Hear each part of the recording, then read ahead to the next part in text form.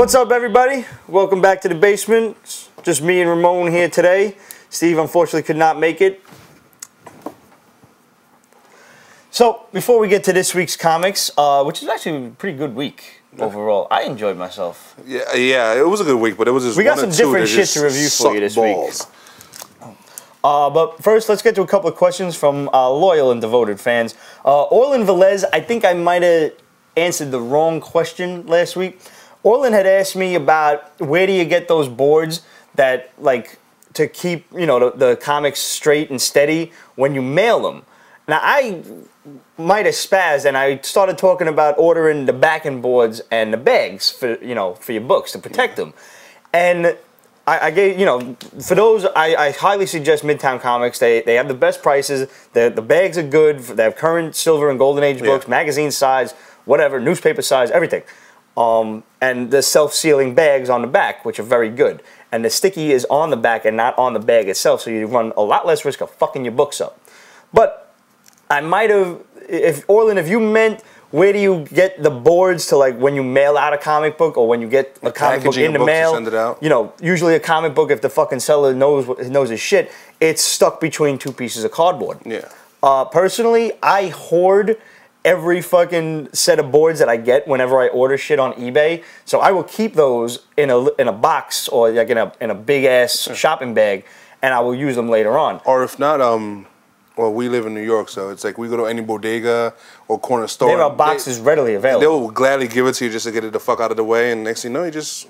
Even my job is just boxes are readily available at any turn. That we get hordes of paper deliveries, you know, for the printers. So I just take the boxes, cut them up myself, and you know, after a while, you don't even need a ruler no more. You can just eyeball it and tell what the size is. But definitely, like, just go to like a grocery store, like a Key Food or whatever it is you got, A&P or something like that, ShopRite, whatever, Walmart. You know, I hear everybody everywhere out of New York's got these amazing things called Walmarts. It's like a little city in and of itself. It's fucking crazy. So yeah, just in case, Orlin, if that was your question, there's your answer. Zachary Holman had written in and said, what do you guys think of the Shazam backup stories? Do you think he could possibly carry his own book or at least like be a member of one of the teams? I think they're great. I do not think he can carry his own book.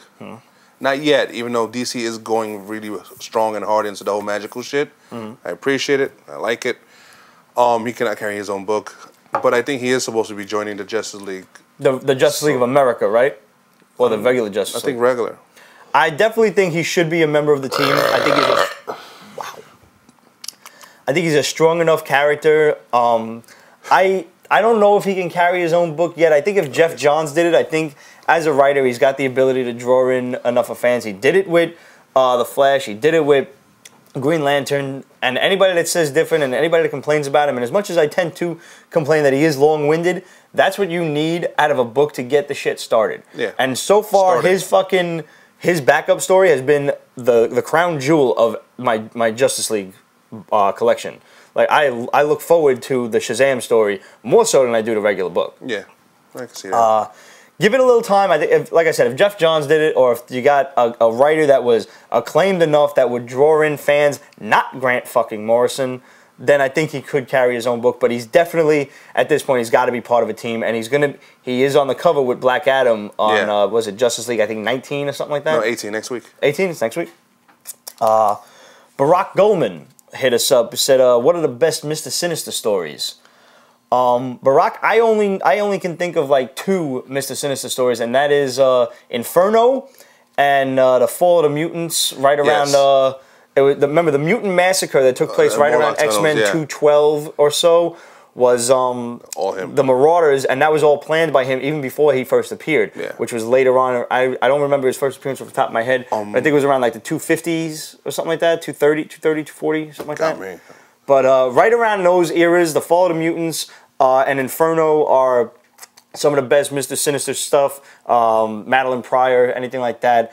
I don't follow Sinister enough to have a proper answer for you. He hasn't been used heavily recently. Except for that there was that one story while the Phoenix shit was going on. No, there wasn't. But that wasn't good. No, No.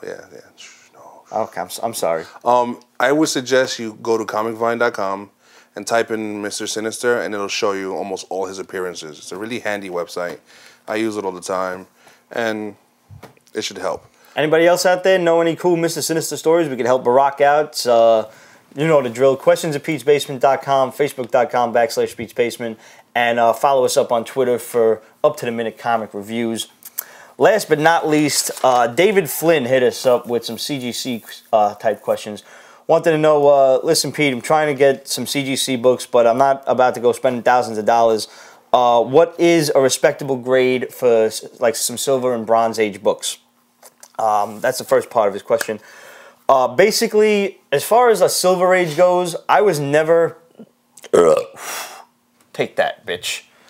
I was never one to try and get a high grade, because once you get past like a 5.0, especially on key issues, you're looking at a couple of fucking $100. Mortgage. More than a couple. You're talking like upwards of $500 to $1,000. And I'm a big Silver Age collector. You can see my entire Silver CGC collection online on our Facebook, and the album is titled Pete's CGC and SIG Series. And that being said, I don't have a lot of actual CGC, like regular CGC books. I am a big fan of the SIG series, the Signature series, that, you know, the book is signed, then graded by the CGC, encapsulated in these nifty little gold rimmed, labels here. Thank you, buddy. Now this one is the very first Batman book drawn by Neil Adams. It's Detective Comics 370. I have this one signed by Neil Adams and Carmine Infantino, but as you can see, it's only a 4. Yeah. I actually bought this book myself. I think it cost me about $80. I got it signed at the conventions, and then I submitted it to the CGC. Remember, if you're going to do SIG series, you have to get it. A CGC representative has got to witness the signature. Otherwise, it don't count. No certificate of authenticity is going to fucking cover you on a SIG series. At all. But I'm not one to worry about, like, you know, this book in a fucking 8.0 is going to run you probably about $500 to $600. I don't care about that. I was just happy to have it. Yeah, you have to shop smart. This one I bought just from eBay. Now, this is a regular 3.0, just because this book itself, Shock Suspense Stories number 6. I mean, look at this cover. This is a classic 1950s fucking Ku Klux Klan rip-off cover. You can't get away with fucking shit like this in the modern age, but in the 50s, this shit flew. And I love these hyper-violent old EC horror covers. Yeah. I've got a lot of other ones that are not capsulated because I like to read these books. You can also get the reprints that came out in the mid-90s, but this book is a hard book to find raw. So that's why I wound up buying it as, you know, it was a 3.0. I think this one was probably about $225 or something like that. But again, I'm not trying to get a high grade. I've seen this book in a 7.0 go for upwards of like $2,000. I've seen a 9.0 somebody trying to sell it for $6,000. It's a fucking mortgage, several mortgage payments, a down payment on a car. What are you fucking kidding me? Yeah. I mean, there's a lot of nerds with fucking money to throw around. Don't get me wrong. There are. I mean, it depends on what you want. If you love stuff, you will settle. Here's another example. Detective Comics 168, the first appearance of the origin of the Joker, the Man in the Red Hood. I bought this book raw for $300. I had it graded. I graded at a 1.5. I don't care what it fucking graded as. The cover is not attached. That's why it's graded so low. I didn't care. I just wanted the book. I managed to get it raw. It was in pretty decent condition, aside from the fact that the cover comes off, but the pages themselves were nice. And I submitted it to the CGC because they're so good at... That is the best protection for any comic book you have. It's in an airtight plastic fucking vacuum-sealed case inside the regular plastic case. So if you're going to do it, that being said, I guess I would... I like to shoot for a 4.0 if I can on like the Silver Age books. Don't go too high, and just be happy that you got it. You know, like that's the love of a comic book, you know, fan. Just like, look what I got. Yeah. You know, when it comes to a Bronze Age book, if you're going for something like with like a key issue or so, I try to shoot for around a 7.0 or an 8.0. It's gonna run you. It's, you know, if you got like $300 or $400 to spring on a book, and if you can get one raw, you're gonna save a lot of money. Me personally, I suck so bad at looking at a book and telling you what grade it is. Personally, I think you gotta blow somebody at the fucking CGC to get a 9.8, but sometimes it does happen. I think I've submitted 3 books in my time that have gotten a 9.8. They were all modern books. But I did those for the SIG series. I mean, who takes care of this shit that much from back then? It's got to come off the fucking rack. Yeah. Perfect. I did that for the Barack Obama Spider-Man cover. I got that signed by Phil Jimenez. That turned out to be a 9.8. I did it with one of the Ultimate Fantastic Four, the zombie covers. I did, I got, what's his name? Can't think of his name. Arthur Soydum. Soydum, yes. Soydum, yeah. One of those come back in 9.8. None of them come back 9.4 and a 9.6. I was a little disappointed, yeah, because they all look mint condition to me. But point is, I had them. I had one in here that, perfect Bronze Age book. This one fucking ran me. So G.I. Joe #1, you guys know how much of a fucking obsession I have with G.I. Joe. This is one of the very first comics I ever bought. This one cost me about $400. It's double signed, Herb Trimpe and Larry Hama, but it's a 9.8. I sprung for that one because I wanted it. So it's no, bad Ramon. The fact of the matter is, if I'm going to do a modern book, and anytime I'm going to do a CGC book, I try to go SIG series because it's going to be worth more, and try to get an artist or a writer that's old. I hate to say it this way, but these guys are not going to be around forever, man. And after they pass, these books are going to be worth a lot more fucking money. It is. I was fortunate enough to get that too. I wasn't even going there yet. Oh, okay. Just for an example, Stan Lee's fucking 90 years old. I am a proud owner of an Avengers #1 signed by Stan Lee. It's a 1.8. This book will probably run you raw, maybe about $200. I don't care. I'm happy to have it. It's signed by fucking Stan Lee. It's great. And if you're a businessman, the moment he dies, this signed 1.8 is... If I were a greedy son of a bitch, I'm going to sell it. I'm not. These books will be buried with me. And I will have a tomb that would make the ancient Egyptians jealous of the fucking traps I'm going to have. I'm telling you right now. I was going to say I'll start digging the next day, but... Well, like I said, man, if I'm going to submit... That was David's next question was, is it worth submitting a modern book? I will not. Unless it's SIG series. I have a couple down here that are modern books, or at least, you know, what the industry considers modern books. So, Batman 497 was a 9.8, signed by Chuck Dixon and Graham Nolan. They were the creators of Bane. See, that's cool. That's the first appearance. I wound up doing all of the DC New 52s, but I got them, they're all signed. I have everyone, I just picked out a couple from here. So Flash #1, signed by Francis Manapul and Brian Buccellato, 9.8. If I'm going to do it, I'm probably going to look for one that is a 9.8 on a modern book. You're not going to pay that much, truthfully. No, for a regular 9.8, you're looking at maybe 70 to 80 bucks. For a SIG series, maybe about $1.50. And a SIG series is going to run you about an extra 40 bucks anyway. So it's worth it to just make the investment for a signed book, especially key issues like, you know, this one was the Batman #1, Scott Snyder and Greg Capullo. I got a great price on this one, and this book skyrocketed like right after I bought it, so yay. As opposed to this fucking George Perez Superman #1 that I thought was a great investment, and it's still like only about $100. It's not. It still can be. It's just the direction of the book, but you know Superman's going to be along unless they do another fucking revamp. So it should be. Batman will always be a popular character. It's always a sound investment. If you're gonna go CGC, just go for affordable. Go for the love of the book.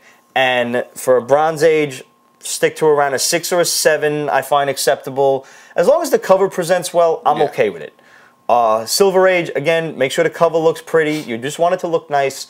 Shoot for a 2 or a 3, maybe a 4 if you want to get crazy. And modern books, if you're going to make the investment, which, you know, David also asks, how do we know what books will be worth it? Like Nightwing #4 was a low print run. Green Lantern #0 was first Simon Baz. Batman Inc. 8 is Death of Damian. We don't know. You don't know. And any new book like that is a gamble. Just like who the fuck knew back in the 60s to save these books? That's why there's 70 copies of Action Comics #1 running around. You know, nobody fucking knew.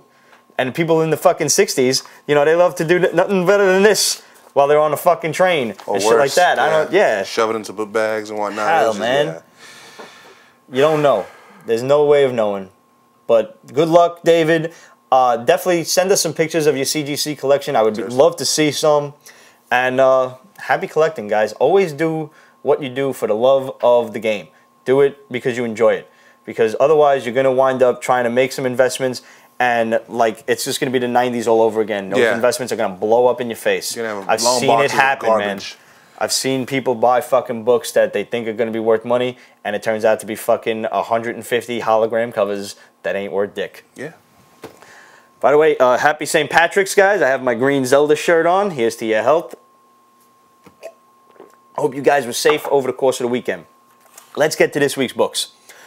One of my books of the week, Avenging Spider-Man number 18. Yeah, I flipped through your book, and I liked it. I mean, first of all, yeah, I'm a Thor fan. I know you are. But, And, yo, Electro kicked his ass, bro. yes. And I like the fact that the way, and I know I'm kind of biting my tongue on this one, but the way Ock is playing him, he's making him very arrogant, but he's also, in an odd way, kind of earning the respect of his peers. Like, for whatever reason, and Ock's like, why did I even bother to warn this guy? He goes and warns Thor that, yo, Electro's out there and he's coming for you. And Thor's like, Electro's a bitch, yo. I'm going to fuck him up. I control lightning. Why are you telling me? Yeah.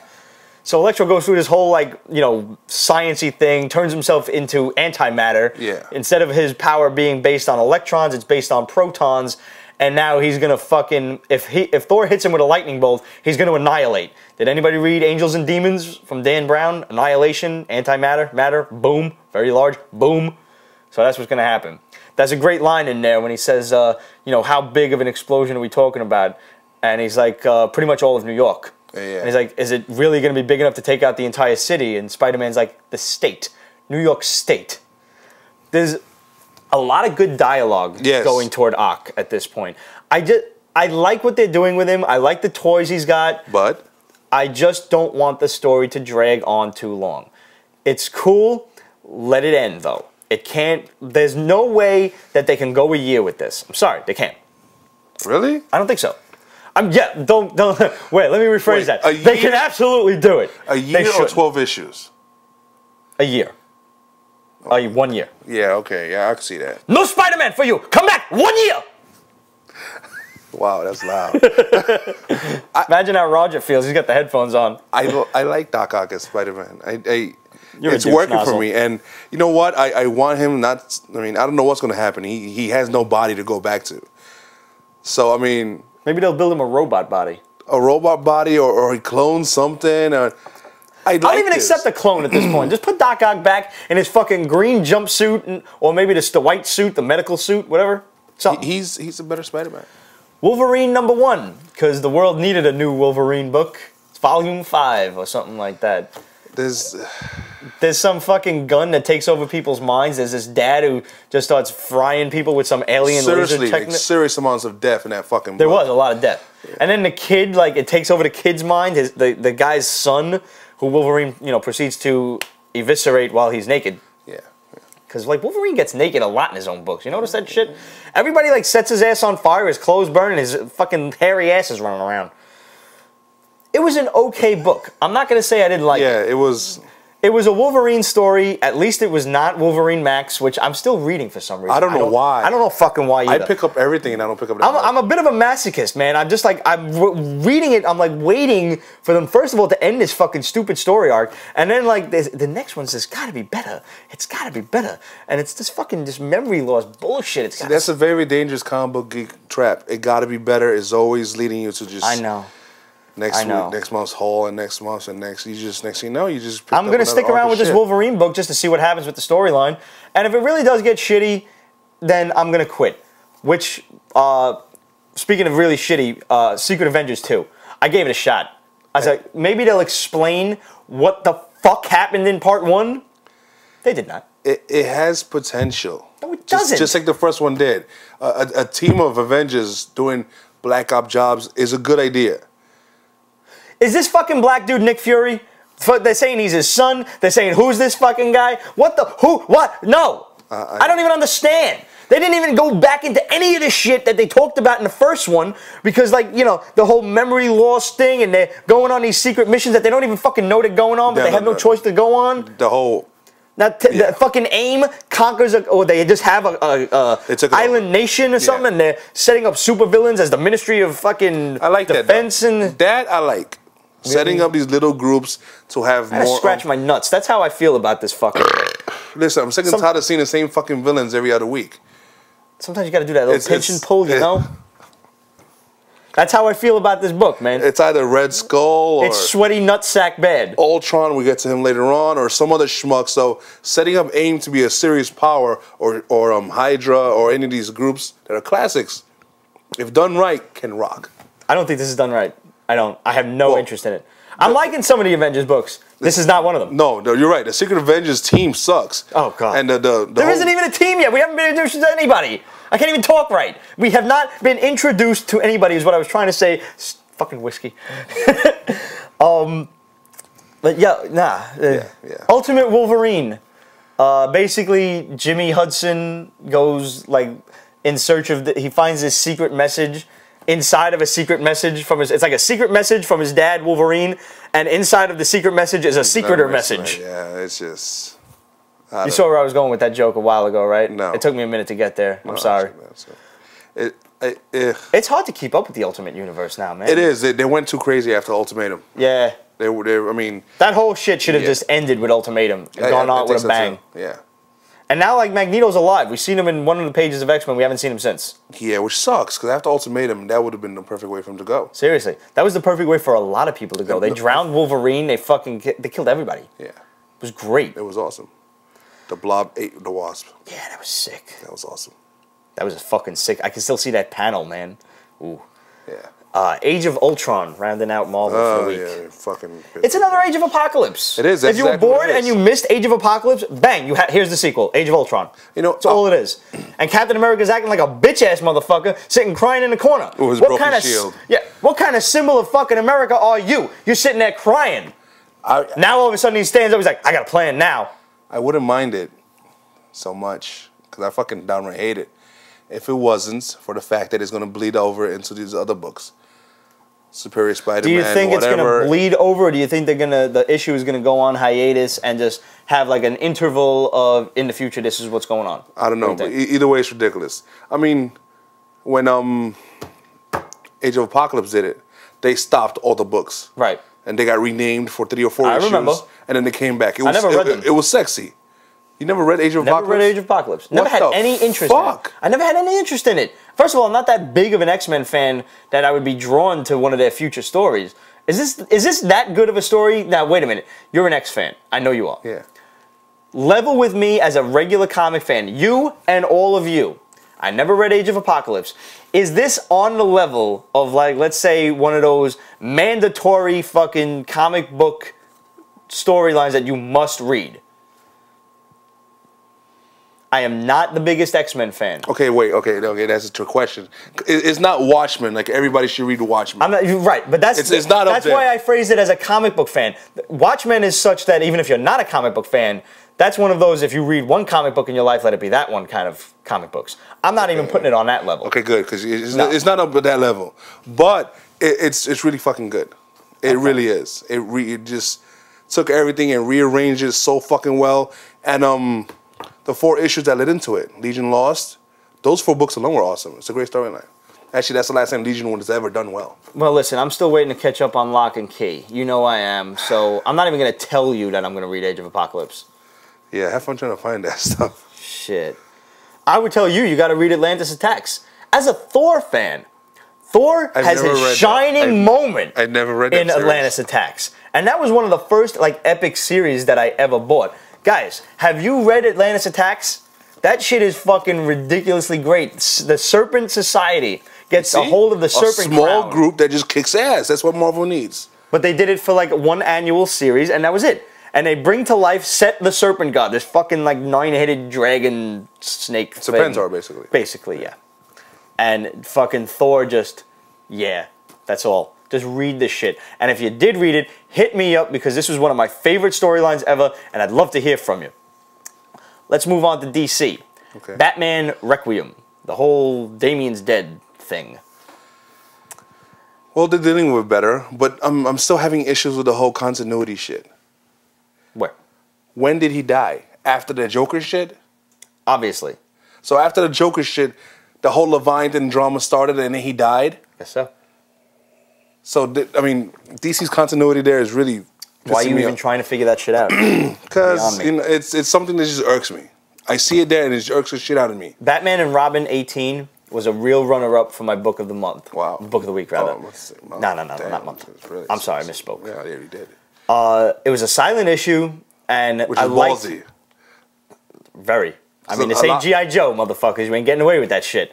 They did. They did it right. I liked when he would like kind of look over and he sees Damian with him, and then like either he comes back to his senses and the next panel would be he realizes he's not there and he gets angry, or like he looks in a mirror and he sees like there's one particular panel where he's swinging through the city and he's like they show Damian next to him swinging with him, and then he looks in the reflection of the glass in one of the buildings and he sees that he's alone. Yeah. Like there was some really powerful imagery. The dog. And yeah, it was his dog. The fucking bed that was empty and Bruce is just like staring at it. Yeah, it was good. It was. Even at the end, when he just like fucking flips out, starts breaking the like the Robin case and everything, and then the last scene where he's holding the costume, that was, they didn't have to say a word. That was a really great issue. And then they also want to add that Harper chick. I forget. Yeah, in Batman 18, they'd had where you kind of see Batman is running himself ragged. He admits he hasn't slept in days, and this girl Harper, who we had a speculation. Who's badass? Captain I like Sweatpants. her. I do. Captain Sweatpants believes speculates she's his daughter from Silver St. Cloud. Yeah. Who I had to fucking Google. Yeah, I don't remember her. She hasn't appeared in a long time. But she's she was in the old DC Gotham socialite. Right. And Batman and her had a couple times. Batman had a lot. Yeah, he did. But I hope not. I don't want it to be. I don't want another kid, at least not now. I don't want another Robin. Her running around. I definitely don't want another Robin. Not for a while. Yeah. Let's at least let Damian's clone come back first. I mean, maybe she could become a new spoiler. Maybe. I don't mind the kid. But keep her the fuck away from the Batcave as far as I'm concerned. Yeah. Batgirl, 18, her brother is nuts. He's nuts. I'm telling you, you need to read the last arc of Detective Comics. I do. That is one thing I do need to read. It was superb. He basically, at the end of the book, he calls the mother and says, "I'm going to kill Barbara if you don't fucking meet me at such and such a place." Knowing full well he's bluffing. Totally. He doesn't have her. But the mother doesn't fucking know. She already lost a finger too. Yeah. Fucking sucks to be her. I want to see this motherfucker get thrown off a building or something. He's a dirty bastard. He really is. Wait till you read that last fucking... Yo, what's up with Deathstroke, man? I thought this shit was ending. Deathstroke 18 come Ravagers, a couple other books, Team 7, they are going to be canceled. I thought it was canceled as of like issue 17 I thought so too. Now, Deathstroke just started a new storyline in this. Yeah, but... it's okay. Yeah. I'm almost just happy to see it still going. I like Deathstroke. I do too. He's a badass. I know our buddy Captain Sweatpants is probably thrilled that it's still going. At least for another orc. What the fuck's wrong with you today? I'm just going to keep drinking. At least for another arc. It's fizzling out, and that is true. I don't know how I feel about that. Well, let's go on to IDW, G.I. Joe: A Real American Hero, issue 188. Now, as you all know, I am a big G.I. Joe fan. Just showed you the #1. I cannot wait for this fucking movie at the end of the month. I waited almost a year for this. Channing Tatum, you better be fucking worth it. I'm telling you right now. I dig The Rock as an actor, man. Yeah, I think he's hilarious. a pick, yeah. And I'm looking forward to seeing him play Roadblock. We reviewed G.I. Joe #1 a while back, which I'm really glad you liked. I am. Next week comes out #2. Yeah, #2. And also, Special Missions #1. Yeah. This one, G.I. Joe: A Real American Hero, used to be a Marvel book, was picked up by IDW after Marvel ended it with issue 155. They just picked up from there? This picked up right after that, and which is really cool because it's the original Larry Hama series written by Larry Hama again. Oh, wow, it's a little kind of cheesy and childish. It's basically reading episodes of the cartoon with some death thrown in. Like, Larry Hama thinks nothing of fucking just introducing some Joes and killing them. Which he always did in the original series. That's fine. He had the Saw Viper in like issue 109 just mow down like 10 fucking classic Joes. Classic Joes? Like Doc, Lifeline, oh wow. Quick Kick. I thought it was like Star Trek death, that ensign that comes along and you're gonna die. Saw Viper killed a lot of them with a big ass 50 cal machine gun. Sick. Do you have that issue? Yeah. I have every issue of G.I. Joe. I love G.I. Joe. Dude, seriously. So that's why I'm really into this one. It's not as good as the original IDW G.I. Joe series have been, but it's still fun for me, and it's very nostalgic because I get to enjoy... Larry Hama uses more of the cartoon characters that you're used to, more of their costumes and everything. They look like the characters you grew up with. The art's gonna... Yeah, I know. I tolerate. going on to The Lone Ranger. This is from Dynamite, issue 13. That is all you. Yo, man. I got these from my dad. It took me fucking 25 years to get my dad to read a comic book. But he's loving these. Loves them. You want to see the movie? Yeah. But it's Johnny Depp, man. I don't think Johnny Depp could do anything wrong. I don't know. He's playing Tonto. Yeah, whatever. He's going to be fucking awesome at it. He's going to be fucking Jack Sparrow as Tonto. I'm cool with that. But, yo, The Lone Ranger is a really great series. This is actually volume 2 from Dynamite. The first series went 25 issues, and he basically went after the guy that killed his family. They were all Rangers. He was the only one to somehow survive a shootout amongst some bad guys, and, you know, his other family of Rangers. He was the Lone Ranger that fucking lived, and Tonto saved his life. What's that? This guy? Yes. Francoville? He does good shit.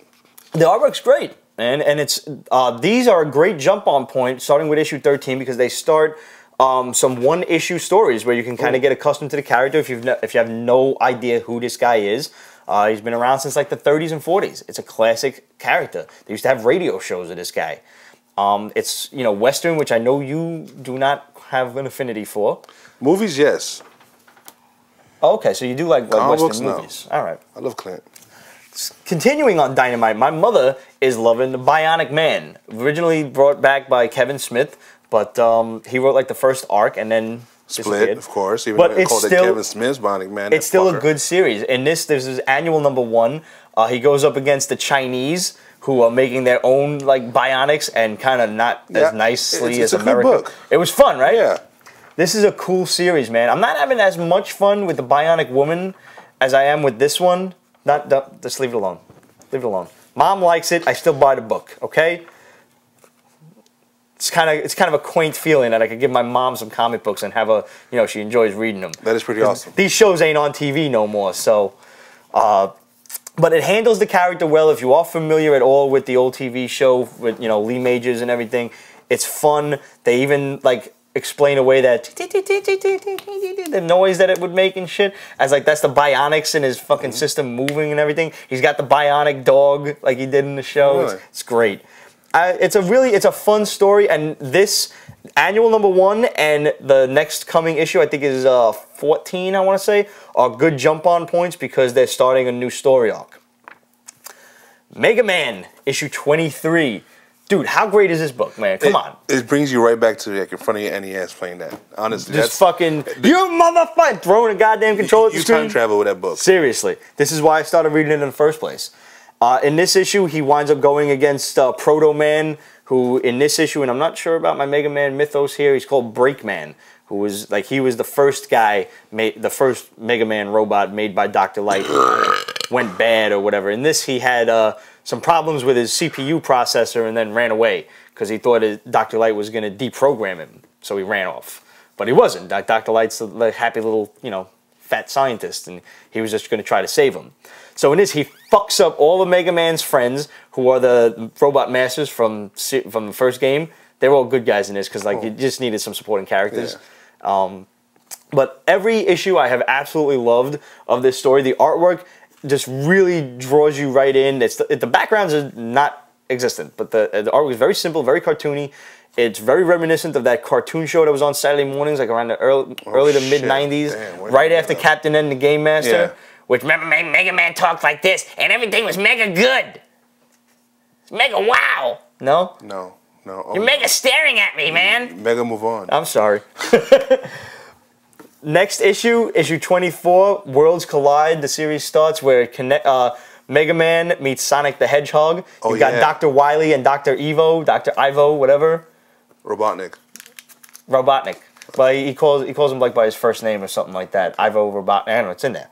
I never really played Sonic. I was a Super Nintendo guy. I love Sonic. Never had Genesis. I had it, but, much later on after Mortal Kombat came out and I needed the blood. What? Night of the Living Dead, Aftermath, issue 5. If you like zombies, these are some good books. Yeah, violent too. Very violent. There's titties running around and everything. Not in this particular book, but there are titties all over the place. Just like every good horror movie should have. It's from Avatar, who is usually really over the top when it comes to titties and violence. Smidge. But I find it okay with zombie books, and They usually do these really cool like gore covers, or this one I bought the wraparound cover, and it's every month, and nothing is overly expensive. They're all cover price, and I always have 3 different covers. Normally the Night of the Living Dead books have ended with issue 5. This is the first one to continue going. I wonder actually how long it's going to take. Now they're in Las Vegas, which is one of the last strongholds rather, of the human population. As the zombies, and everybody's kind of like, they're just very accepting of like, oh yeah, the zombies were running around like a month ago or so. Oh, is that shit still happening? Oh, there's fucking zombies outside. Oh, he's eating me. Like, they're just very kind of nonchalant, hippie motherfuckers. Everybody's high all the time. It's the 70s. Everybody's chill. And, zombies. Yeah. It's a lot of fun. Okay. It's a fucking fun book. And I'm a big zombie fan, so whatever. I took a chance on this one, Bad Kids Go to Hell, from AP Entertainment. It was okay. And Arctic Press, yeah. Is that what that stands for? Yeah. Never knew. That's not even written anywhere, man. It just says AP. It's usually in the frame. And I only know AP is Advanced Play. Oh, there it is, right by the barcode. It's okay. It is. It's. I think if Avatar did it, it would have been better. Yes. I really do. There would have been some fucking titties running around, and like, you need titties in a horror movie. There's these kids go to a school and just. They get fucking trapped in the school by means of which I didn't really understand. It was kind of a struggle to get through towards the middle. I was just like... Yeah, this is one of those keep on flipping books. Yeah. Are we done? Yes, moving along. Yeah. That's what it is. We actually are just about done here. Cool.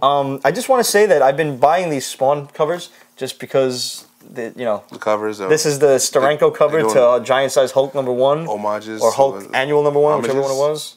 I always just said homage. Homage, yes. I don't know if it's homage or homage. That's like you ever hear the term visage for your face? Yeah. Your fach. Some people like the proper term is visage. Fach? Yeah, fach. The fach. Fuck is that? It's an Italian thing. Okay. You ever hear somebody say faccia de brute? It means he called you ugly. Smack him. Okay. With a faccia bella. Wow. Why are we still filming? I don't know. Guys. Hit us up, man. Let us know what you think. Let us know what you're reading.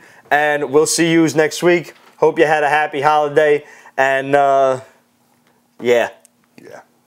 Oh, my ass. My nuts are really itchy. I don't know why. Oh, I see that.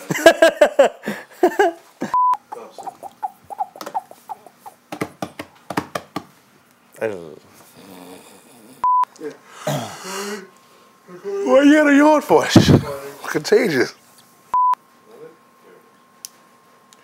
Spin me round, round, baby, right round. Now, where the fuck that song came from? The worst thing that could happen for the basement, and the best thing is me winning the lotto. I'll throw a bunch of money into the show, but I would not be around as much. If I won we just have pic photos of Ramon on location in like fucking, I don't know, Costa Rica, Aruba, surrounded by bitches. Titties. How the fuck did we do shit 6 years ago? That one mic. Everything was so different. We're all crowded around the table. Did you go back and watch any of those old episodes? I do every now and then just to take a look at what it used to look like, and how fucking what this place used to look like.